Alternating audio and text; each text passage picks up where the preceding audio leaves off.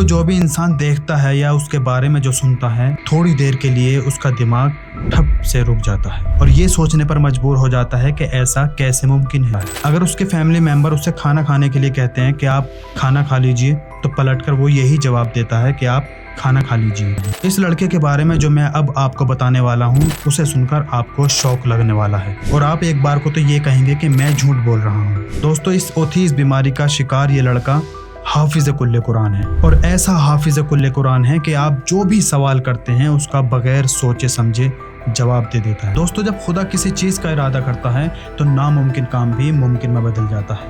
کچھ ایسا ہی ان سبھی کے ساتھ ہوا۔ ویسے سسپینس کچھ زیادہ ہی ہو گیا، چلیں اپنی اسٹوری کو شروع کرتے ہیں۔ اعوذ باللہ من الشیطان الرجیم، بسم اللہ الرحمن الرحیم، رب اشرح لی صدری ویسر لی امری واحلل عقدۃ من لسانی یفقہوا قولی۔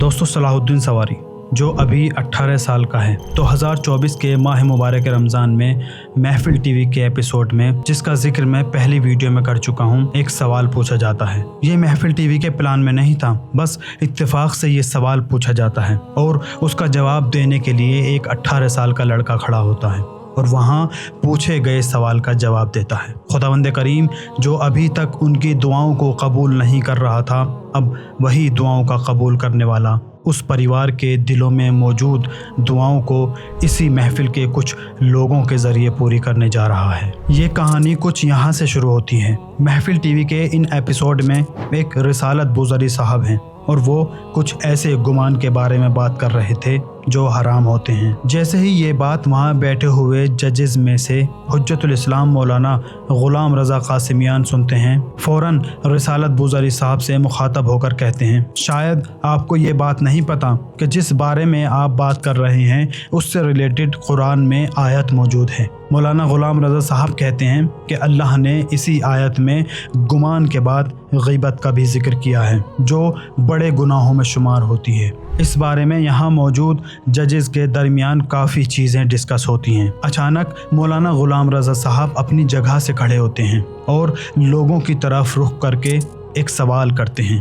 یہ سوال کرنا محفل ٹی وی کے پلان میں نہیں تھا، لیکن شاید خداوند کریم یہ چاہتا تھا کہ یہ سوال کریں اور یہ پریوار دنیا کے سامنے ظاہر ہو۔ جیسے ہی مولانا غلام رضا صاحب سوال کرتے ہیں، وہاں بیٹھے ہوئے لوگوں کی بھیڑ میں سے ایک آواز آتی ہے اور وہ آواز کسی اور کی نہیں بلکہ اوٹیزم بیماری کے شکار بچے کی پرورش کرنے والے ایک باپ کی ہوتی ہے۔ آواز تو باپ کی ہوتی ہے، لیکن شاید یہ باپ اپنے بیمار بچے کی حوصلہ افزائی کے لیے پہلے کھڑا ہوتا ہے اور وہاں موجود سبھی لوگوں کے سامنے کہتا ہے کہ اس سوال کا جواب میرا بیٹا دے گا۔ مولانا غلام رضا صاحب ان کے نزدیک جاتے ہیں اور اس لڑکے سے پوچھتے ہیں، بتائیے جس گمان اور غیبت پر ہم ڈسکس کر رہے ہیں قرآن میں وہ کون سی آیت ہے؟ اوٹیزم بیماری کا یہ شکار لڑکا فوراً اپنی زبان سے اس آیت کو پڑھنا شروع کر دیتا ہے۔ صرف پڑھنا ہی نہیں بلکہ یہ بھی بتاتا ہے کہ یہ کس سورے میں اور کون سے نمبر کی آیت ہے۔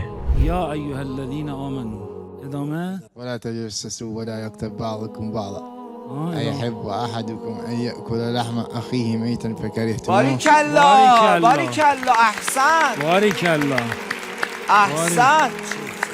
آیه چنده کجاست؟ 11 سوره حجرات. سوره حجرات. اعوذ بالله من الشیطان الرجیم بسم الله الرحمن الرحیم یا ایها الذین آمنوا اجتنبوا كثيرا من الظن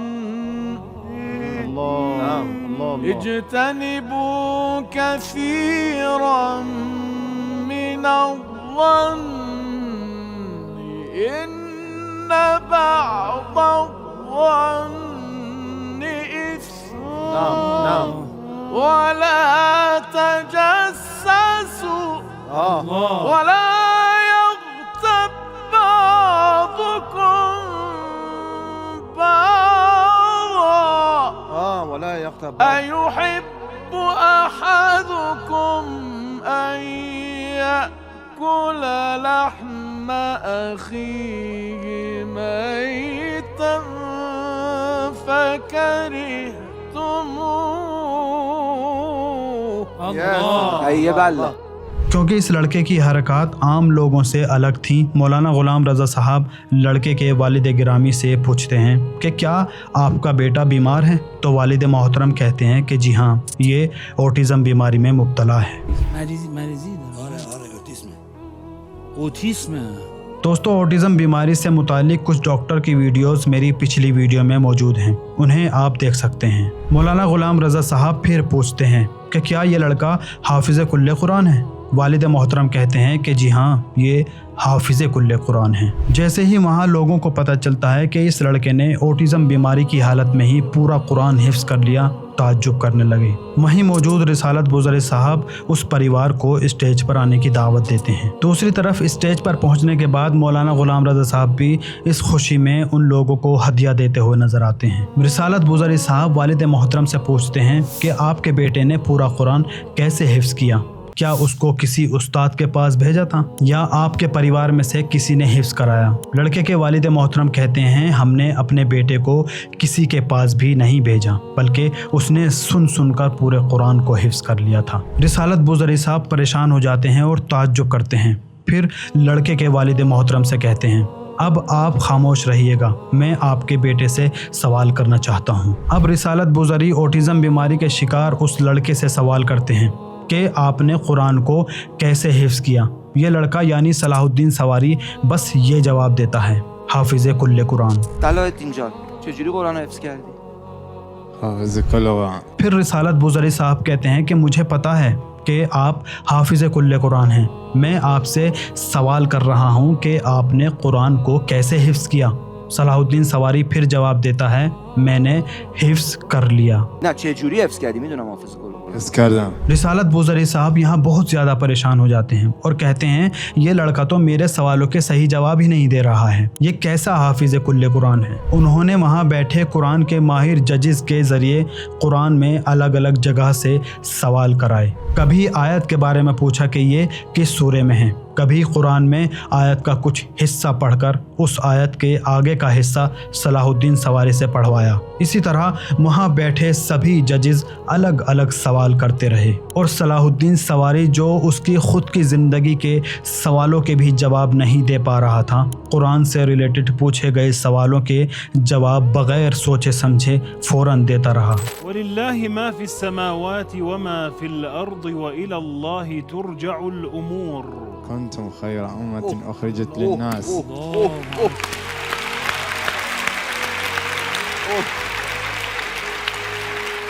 نه بپرسین يا أهل الكتاب لا تغلوا في دينكم ولا تقولوا على الله إلا الحق. این سختا شد. آقای بوزری این قرآن همینجوری باز میکنم قال قد اجیبت دعوتكم استقيما. الله اکبر. حامد بسم الله الرحمن الرحيم بسم الله الرحمن الرحيم فكيف كان عذابي ونذر ولقد يسرنا القرآن للذكر فهل من مدكر الله اکبر. الله اکبر. ولقد يسرنا القرآن للذكر فهل من مدكر.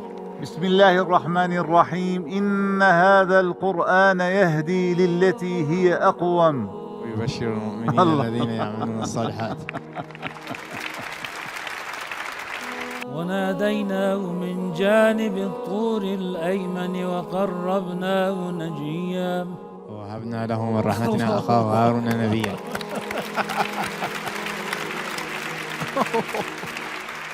واقعا شبیه معجزه است. آیه و سوره بپرسید. سوره نحل آیه 7. وتحمل أثقالكم إلى بلد لم تكونوا بالغيه.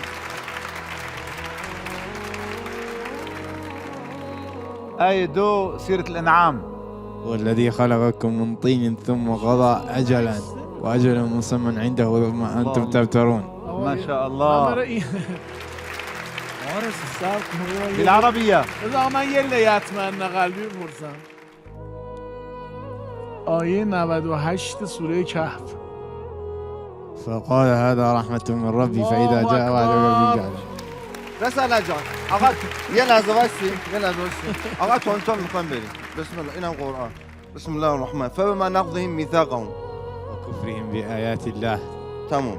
بسم الله الرحمن وما قدر الله حق قدره إذ قالوا ما أنزل الله على بشر من شيء بسم الله الرحمن قل لا أملك قل لا أملك لنفسي نفعا ولا ضرا إلا ما شاء الله بسم الله الرحمن تؤتي أكلها كل حين بإذن ربها بسم الله الرحمن قال علمها عند ربي في كتاب ولا لا يضل ربي ولا ينسى واتقوا الذي خلقكم والجبلة الأولين قالوا إنما أنت من المسحرين بس دیگه.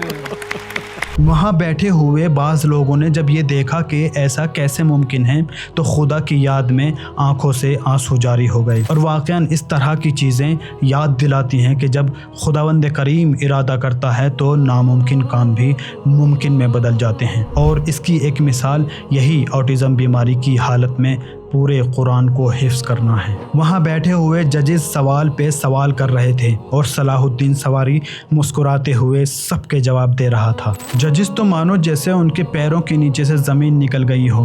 اور ان میں سے ایک بلند آواز میں کہتے ہیں کہ مجھے ابھی تک سمجھ میں نہیں آ رہا ہے کہ صلاح الدین سواری نے قرآن حفظ کیا ہے یا خود بخود حفظ ہو گیا ہے. ایک بار پھر رسالت بوزری صلاح الدین سواری کے پاس جاتے ہیں اور اسی کی زندگی کے بارے میں کچھ سوال کرتے ہیں. کہتے ہیں کہ آپ مجھے یہ بتائیں کہ آپ اپنے گھر سے تہران کیسے آئے ہیں. صلاح الدین سواری خاموش رہا. رسالت بوزری پھر سوال کرتے ہیں کہ آپ اپنے گھر سے یہاں یعنی تہران کیسے آئے ہیں. صلاح الدین سواری صرف ایک جواب دیتا ہے, کہتا ہے گیا.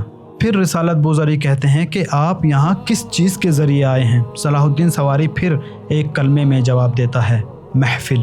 با چی اومدی؟ محفل. یہ سب ماجرا دیکھنے کے بعد یہاں بیٹھے ہوئے سبھی لوگوں کو اب یقین آ گیا کہ یہ کوئی نظر بندی نہیں ہے بلکہ حقیقت ہے. سب کی آنکھیں کھلی کی کھلی رہ گئیں, دل بے چینی سے لرز رہے تھے. وہاں بیٹھے ہوئے سبھی لوگوں کا ماحول کچھ ایسا ہو گیا تھا جیسے انہیں کوئی صدمہ لگ گیا ہو کہ ایسا کیسے ممکن ہے. دوسرے کا تو چھوڑو, جو انسان اپنی خود کی زندگی کے بارے میں جواب نہ دے سکتا ہو وہ انسان قرآن کو ایسے بیان کر رہا ہے جیسے اس کے دل پر قرآن نازل ہو گیا ہو. وہاں سب بے چین ہیں. پھر رسالت بوزری صاحب ایک بار اپنے دل کے سکون کے لیے صلاح الدین سواری کے پاس جاتے ہیں اور پوچھتے ہیں کہ آپ نے قرآن کیسے حفظ کیا. کیا آپ کو کسی نے قرآن یاد کرایا ہے؟ اگر یاد کرایا ہے تو کس نے یاد کرایا ہے؟ پچھلی بار کی طرح صلاح الدین سواری پھر ایک بار ایک کلمے میں جواب دیتے ہیں حفظ کر لیا. تو خونه کسی قرآن حفظ بود؟ خدا چی؟ حفظ کردم. الله أكبر. خب دو بہنیں, چار بھائیوں میں سب سے چھوٹا صلاح الدین سواری. کمال تو جب ہو گیا جب وہاں صلاح الدین سواری سے کوئی سوال پوچھا نہیں جا رہا تھا. بس اتفاق سے حامد نجات جو امام رضا علیہ السلام کے حرم میں قاری قرآن ہیں ایسے ہی کہہ دیا ختامہ مسک. جیسے ہی یہ الفاظ صلاح الدین سواری کے کانوں میں پہنچے فوراً آگے کی آیت پڑھنے لگا جیسے مانو اس کے سینے میں پورے قرآن کے الفاظ چھپ چکے ہیں. اور جیسے ہی قرآن کے کسی الفاظ کو سنتا ہے فوراً آگے کی آیت خود پڑھنا شروع کر دیتا ہے. ختامه مسك وفي ذلك فليتنافس المتنافسون. محفل ٹی وی کے اس ایپیسوڈ میں صلاح الدین سواری کی دونوں بہنیں اور ماں بھی موجود تھیں. رسالت بوزری صاحب نے جب یہ سنا کہ صلاح الدین سواری کی ماں اور دونوں بہنیں یہیں پر موجود ہیں تو ان کے احترام میں انہیں بھی اسٹیج پر تشریف لانے کے لیے کہا. جو سوال ابھی تک صلاح الدین سواری سے پوچھے جا رہے تھے اب ان کی فیملی سے پوچھنا شروع کیا تاکہ یہ پتہ چل سکے کہ صلاح الدین سواری نے قرآن کو کیسے حفظ کیا ہے. اس کے بارے میں صلاح الدین سواری کی بڑی بہن نے قرآن کو حفظ کرنے سے پہلے اس کی بیماری کے بارے میں بتانا شروع کیا کہ جب صلاح الدین 3 سال کا تھا اس وقت ہمیں پتہ چلا تھا کہ صلاح الدین اوٹزم بیماری میں مبتلا ہے. ہماری آنکھوں کے سامنے ہی یہ بڑا ہو رہا تھا. صحیح سے نہ تو سوالوں کے جواب دیا کرتا تھا اور نہ ہی کسی بات کو سمجھا پاتا تھا. کھانے کے ٹائم جب ہم اس سے سوال کیا کرتے تھے کہ کیا آپ کو کھانا کھانا ہے تو کھانا کھانا ہے کہہ کر اپنی بات کو ختم کر دیا کرتا تھا. یعنی جو بات ہم اس سے کہتے تھے اسی کو تکرار کرتا تھا. صلاح الدین کی بڑی بہن کہتی ہے کہ ابھی صلاح الدین کا اسکول جانا شروع بھی نہیں ہوا تھا. ہم سے پینسل یا پین لے کر دیواروں پر قرآن کی آیتیں لکھتا تھا. جب صلاح الدین نے اسکول جانا شروع کر دیا، کچھ وقت کے بعد ہی ہمیں یہ پتہ چلا کہ صلاح الدین لکھنا پڑھنا بھی جانتا ہے اور حافظ کل قرآن بھی ہے۔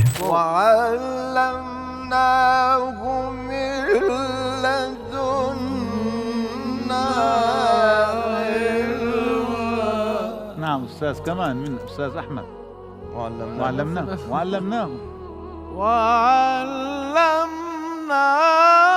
من لدنا علما أستاذ حسنين وعلمناه من لدنا علما۔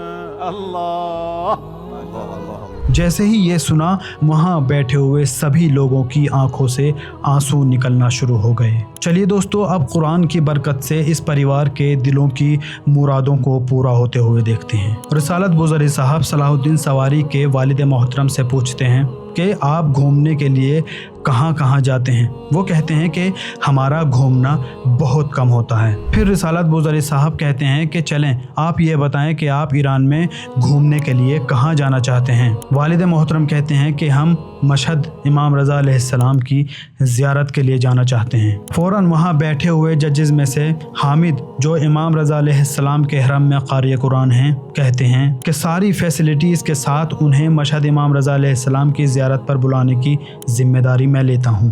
دوستو، والد محترم کے علاوہ پورا پریوار ابھی تک امام رضا علیہ السلام کی زیارت سے مشرف نہیں ہوا تھا۔ جیسے ہی یہ سنا کہ یہ پریوار ابھی تک امام رضا علیہ السلام کی زیارت کے لیے نہیں جا پایا، وہاں بیٹھے ہوئے سب لوگ رونے لگے۔